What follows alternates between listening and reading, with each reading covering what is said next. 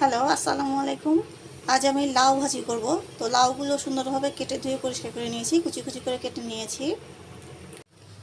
এখানে আমি লাউ ভাজি করার জন্য মশলাগুলো নিয়ে নিয়েছি। একটা মাঝারি সাইজের পেঁয়াজ কেটে নিয়েছি, একটা বড় রসুনের একটা কোয়া আমি কুচি কুচি করে কেটে নিয়েছি। এখানে 6-7টা মতো কাঁচামরিচ দিয়েছি, হাফ চামচ মতো লবণ দিয়েছি, হাফ চামচের মতো হলুদের গুঁড়া দিয়েছি, আর সামান্য একটু কালো জিরা দিয়েছি, হাফ চামচেরও কম কালো জিরা দিয়েছি।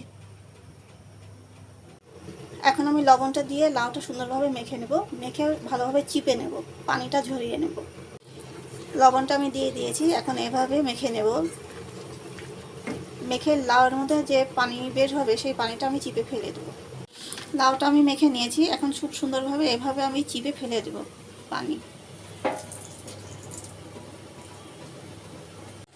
আমি প্যানে তেল গরম করতে দিয়েছি, তেলটা গরম হয়ে গিয়েছে। এখন আমি রসুন কুচিগুলো দিয়ে দিলাম এর মধ্যে, পেঁয়াজ কুচিগুলো দিয়ে দিলাম এর মধ্যে। এখন হালকা ব্রাউন কালার হওয়া পর্যন্ত নেড়ে নিয়েছি।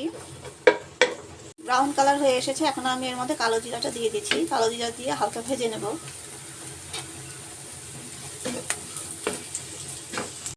এখন আমি হলুদ আর কাঁচামরিচগুলো সব দিয়ে দেবো এর মধ্যে।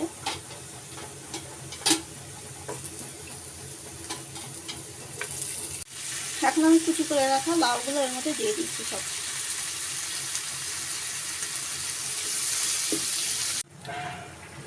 ভাজিটা সুন্দরভাবে নেড়ে আমি ঢেকে দেব।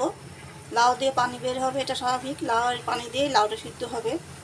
আমার ভাজিটা প্রায় কমপ্লিট হয়ে গিয়েছে। আমার এই পর্যায়ে লবণটা একটু কম হয়েছিল, তাই আমি আরেকটু লবণ দিয়ে দিচ্ছি। আপনারা আপনাদের টেস্ট অনুযায়ী দিয়ে দিবেন। এই তো আমার ভাজি করাটা কমপ্লিট হয়ে গিয়েছে। তো সবাইকে ধন্যবাদ আমার ভিডিওটা দেখার জন্য। ভিডিওটা ভালো লাগলে সবাই প্লিজ লাইক কমেন্ট শেয়ার করবেন, আর আমার চ্যানেলটাকে সাবস্ক্রাইব করে রাখবেন।